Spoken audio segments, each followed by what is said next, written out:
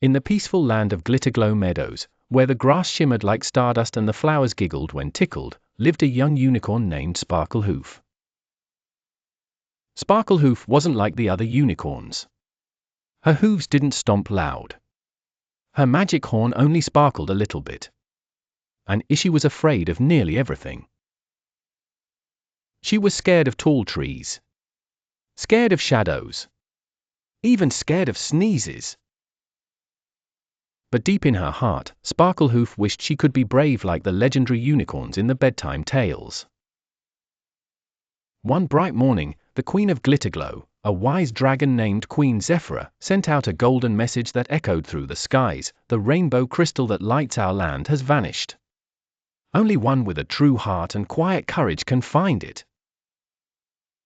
All the strong, galloping unicorns raced to the palace. Sparklehoof peeked out from behind a flower. "I want to help," she whispered, "but what if I mess up?" Then, a kind breeze tickled her ear: "Courage isn't loud.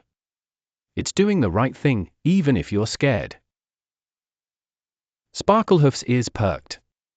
"I may not be the fastest, or the loudest, but I can try." And with that, she took her first brave step onto the path of possibility. The path led Sparklehoof into the dark forest of whispers, where every branch murmured, "Turn back, you're too small, you'll get lost." Sparklehoof trembled. But she remembered what the breeze had told her. She took a deep breath and said aloud, "I am small, but I have a big heart." The whispers faded. The trees glowed. She passed through. Courage is believing in yourself when doubts are loud.